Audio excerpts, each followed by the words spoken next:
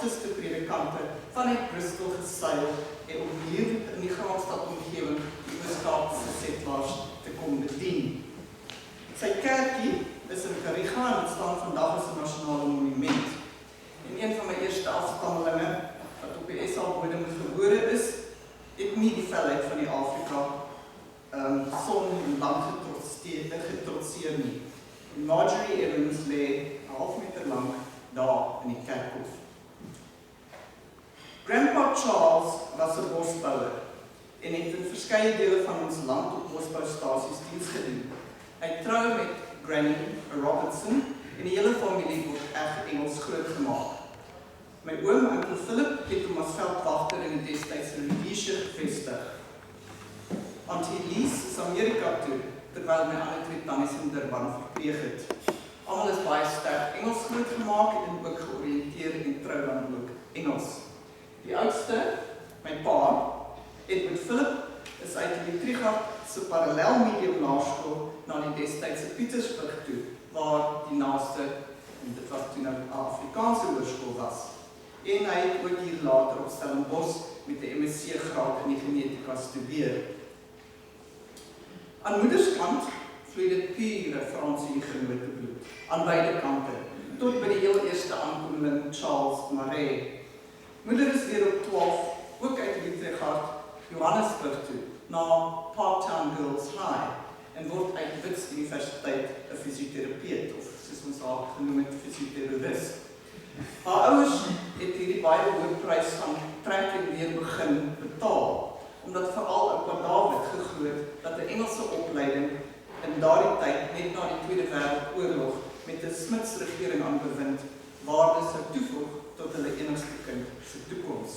My ma het ook 'n jaar lang in Engeland gewerk, voordat haar paai weer in 1952 met my pa gekruis het. My pa het sy hele loopbaan in Afrikaans in die Nasionale Party Staatsdiens gesluit, maar sy Engelsheid het in sy later gedeelte van sy loopbaan vir hom goed te stand gekom toe hy as landboudiplomaat 6 jaar in Londen gewerk het. Pa het vir Boers, ma het vir Engels. Maar net na hulle troue was daar 4 klein Evanses.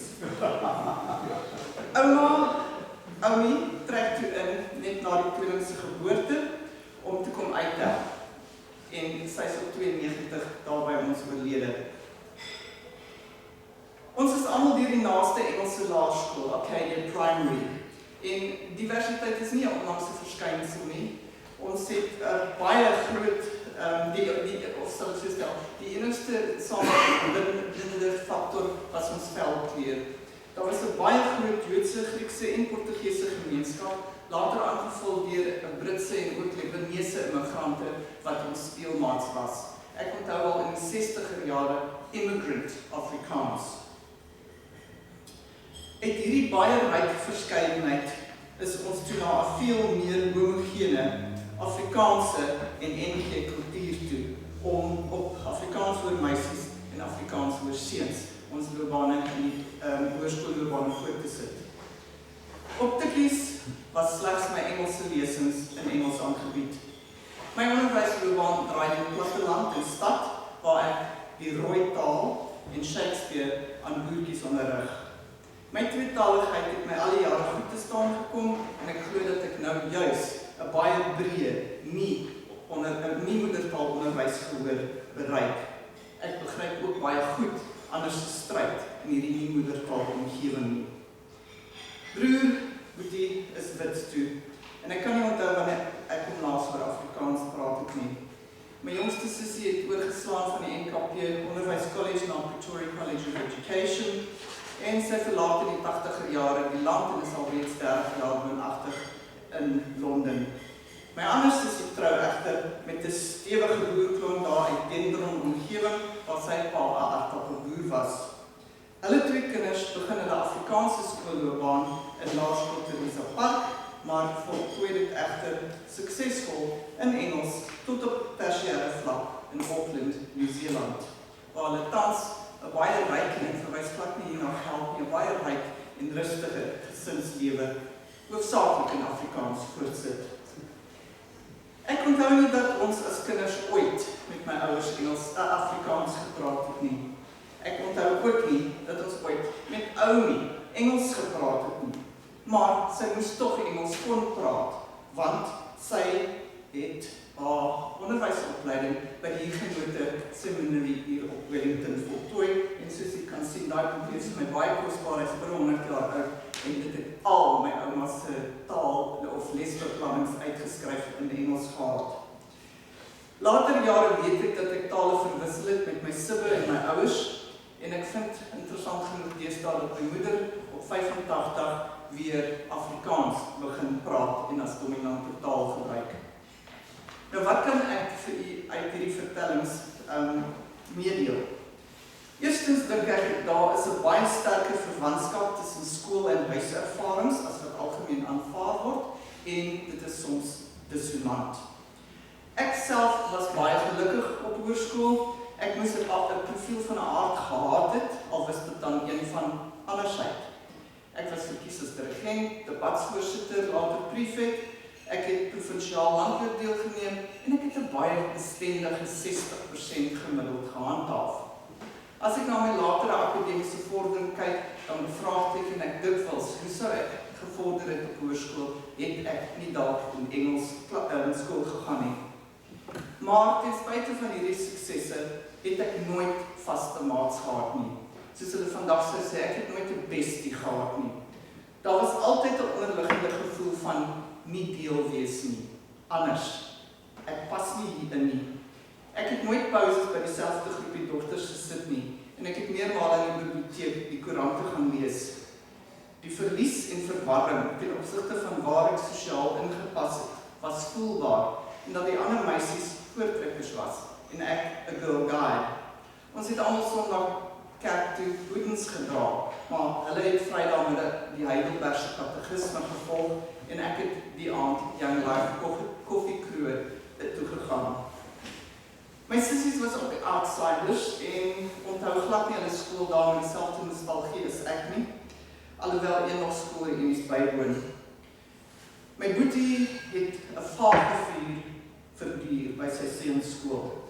In daardie tyd is daar met groot misnoë na Charles David, wat glad nie sport gespeel het en hoogsbegaafde musiek was, neergesien nie. 2 jaar se diensplig en sy geboelie het sy sterk weerstand in al Suid-Afrikaans is versterk. Tweedens, besluite wat ouers ter goedertrou neem, raak elke individuele kind, en ongelukkig, dit raak ons anders, en ongelukkig is die gevolge nie altyd onmiddellik sigbaar nie. So my ma en pa se besluit om ons op Afrikaanse hoërskool te plaas, het ons elkeen verskillend en langtermyn beïnvloed. Na universiteit was 2 van my baie groot liefdes beide leiers in die ruiterwag en later die broeders. Een se oupa het die Gideon Skepersprys vir kinderliteratuur geskenk. Die ander se pa was sodanige kabinetsminister dat 'n gebou na hom vernoem is. Maar uiteindelik is hartseer skeidingsbesluite geneem. Al het een gedink my afhee en dames dinamiek verbintenisse sou ons deurraak. Toe ek skool gehou het, is daar baie lank na my verwys as die trompoppie juffrou, daai Engelse juffrou. Ek reken Evans was net te Brits om oor boerelippe te trippel. Ek bevind my nou in die demokratiese era vir die eerste keer minder van 'n randfiguur. 'n Onderrigtaal is nie bloot 'n leifwoord vir die oordrag van kennis nie. Die verborgde kurrikulum van 'n skoolomgewing is veral sterk op 'n kultuuroordrag gestem.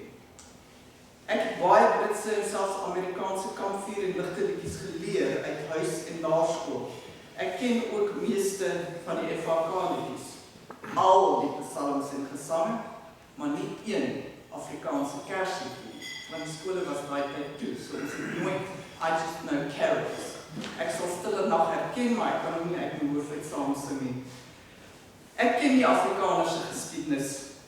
Die GRA, Pannevis, de Tooi, my moeder bly nou in die skadu van die taalpaal. Ek ken die taalstryde, die Kaalvertrek in die Drakensberg, die konsentrasiekampe, ja, die ken ek. Ek was totaal onthits en het selfs gestry met juffrou Holzhausen toe sy verduidelik het dat C.J. Langehoven die stem geskryf. Vertaal ja, het ek gedink, want ek het dan Ringing Out from Our Blue Heavens over Deep Seas Breaking Round eerste geleer, so dit moes ons nou in Engels gelees het. Die laerskool het my ook geleer van Sheffield Steel, Manchester United Soccer Elder, American Field Service en Speech Festivals. As ek nou so terugdink, dink ek hierdie bikulturele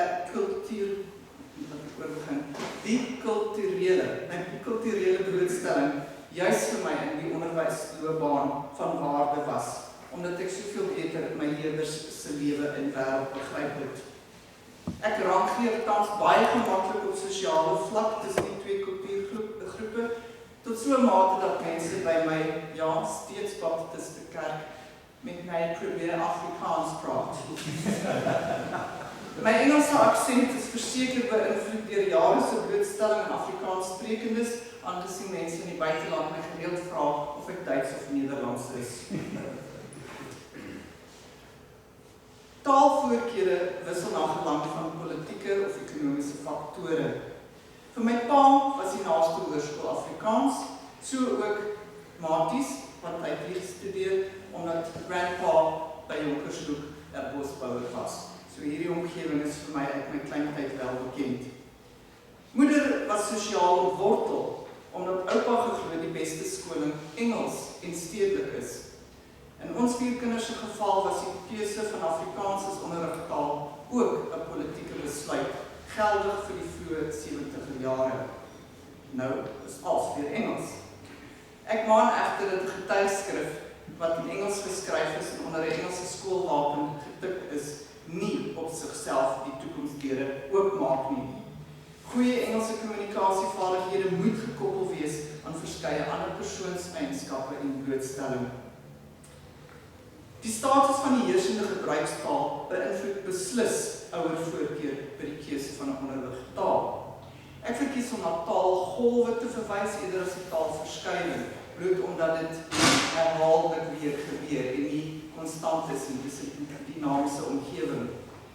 Die groeiende tendens om kinders uit verskeie taalgroepe en nasionaliteite nou by Engelse skole in te skryf is voelbaar. Vir baie van die migrante en vlugtelinge is daar geen ander keuses nie. Afrikaans sprekende ouers het wel. Een van die laerskole waar ek tans gereeld kom, was aanvanklike Afrikaanse skool en dit is deur Paul Creer in daardie tyd gestig. Daar was tans in die 1 graadgroep 13 verskillende tale. Daar's 1 leerder wat Afrikaans praat en die ander leerders praat almal verskeie tale, baie van buite ons landsgrense. Die klaskameromgewing is geweldig kompleks en dinamies, waar daar daagliks opnuut 'n verhouding geskep word. Dis die een omgewing waar mense elke keer groet en weer terugkom en weer 'n verhouding begin stig. En dit deur middel van taal. Daar vind veel meer as die oordrag van inligting plaas. Dis 'n geweldige genuanceerde verhoudingsruimte. En daar's ruim geleenthede vir misverstande en konseptuele verwarring. Nou, u vra vir my, wat is die beste ouderdom indien u besluit om 'n kind na 'n ander nie-moedertaalonderwysomgewing te stuur nie? Dit is my baie moeilik om te sê, want miskien is die oorgang bietjie makliker uit 'n laerskool uit na 'n hoërskool toe. Maar dan op 13 is mense kultuuridentiteit ook weer bietjie beter gevestig. Aan die ander kant, kinders gaan deesdae op 7 skool toe, nie op 5 nie, en hulle het ook die voordeel van graad R. Dalk is dit dan 'n goeie ouderdom. Ek kyk spesifiek na die praktyk. Die lesverloop in 'n nie-moedertaalomgewing neem ook baie langer, omdat almal geakkommodeer moet word en daar uiteenlopende vlakke van Engelse vaardigheid is. Die pas is derhalwe baie stadiger. Een van die eerste vrae wat ek vir 'n ouer vra is, wie gaan vir jou kind klas gee? Dis nou die ouers wat hulle kinders graag in Engels wil sit, in 'n Engelse skool wil sit. Daar kan nie aangeneem word dat omdat 'n mens taal sosiaal bedrywe praat nie, en daaraan kan leer of klas gee nie. Ekskuus tog. Die basiese interpersoonlike kommunikatiewe vaardighede is dit wat ons almal het om so te kan staan en praat. Maar ons het ook die kognitiewe akademiese taalvermoë nodig, wat heeltemal 'n ander gedeelte van ons taalontwikkeling is. En daar staan geweldig baie onderwysers wat in hulle nie-moedertaal, hoofsaaklik Engels, dan moet klas gee. Die kompleksiteit word vererger deur 'n nie-moedertaalspreker voor in die klas wat met 'n verskeidenheid nie-moedertaalsprekers voor hulle in Engels in klas gee. Ek sukkel self nou nog met die tyd in Afrikaans, want 12:30 is eintlik 12:30 en 'n vierkant en 'n reghoek het mos almal reghoeke en vierkante. Dis letterlik prentjies wat ek vir my kop moet maak en daar onderskeid te kan maak, wat vir my nou die konsepvorming wys. Ek het glad nie wiskunde tot matriek gehad nie.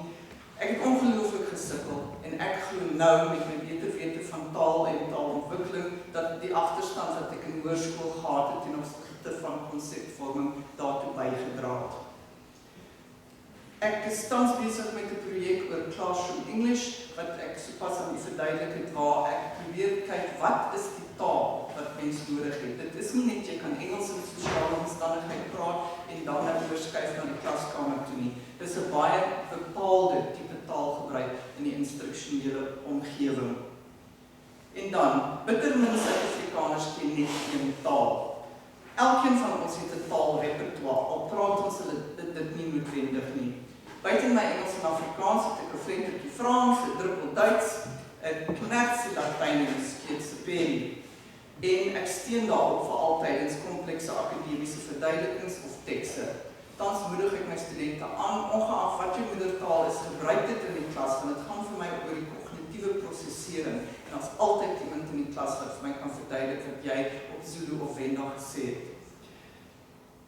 Die kodewisseling en transtaling, in Engels is dit translanguaging, behoort baie sterker aangemoedig te word in ons klasse as juis die kognitiewe proseseringsstrategie. Dames en here, ja, die tyd het verander en die baie sterk Engels en Afrikaanse skeiding het versag. Die grondwet beskerm ons ook. Wie sou nou gedink het in hierdie dag met jou sal 'n juffrou van die jeugdig wat vreeslik geberei het vir my sê, "Rooinek, het jy 'n mure in jou broek?"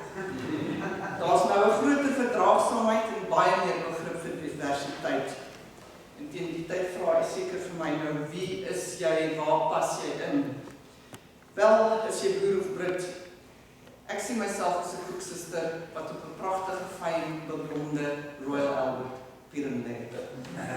Afrikaans het my hartstaal geword. Dis haar musiek, en ek praat my sommer in beswyming. Dis haar musiek en liriek wat my laat huil en verlang. Afrikaanse vloekwoorde tref ek tog lekkerder as Engels. Dis Afrikaanse gedigte, films, stories en opvoerings wat my raak. Want dis Afrikaans en nie Engels wat my as Suid-Afrikaner hier wortel. Ek kan met gemak in beide tale bid, danksy jare se saalopeninge. Maar my Bybel sê nog, for God so loved the world. En dis hierdie world met sy geweldige verskeidenheid mense, keuses en moontlikhede wat ouers en betrokke volwassenes by uitstek hulle kinders moet op voorberei en toerus met verskeie sosiale en tegnologiese vaardighede, suiwer onderskeidingsvermoë, 'n sterk selfbeeld met 'n gewortelde identiteit en 'n soliede taalfundering. Ek laat die doelbewus sonder netjiese antwoorde ten opsigte van moedertaalonderwys nie moedertaalonderwys nie. Want daar is geen sentrale waarheid oor taal en tale nie. Egter ruim geleentheid om die dinamiek en diversiteit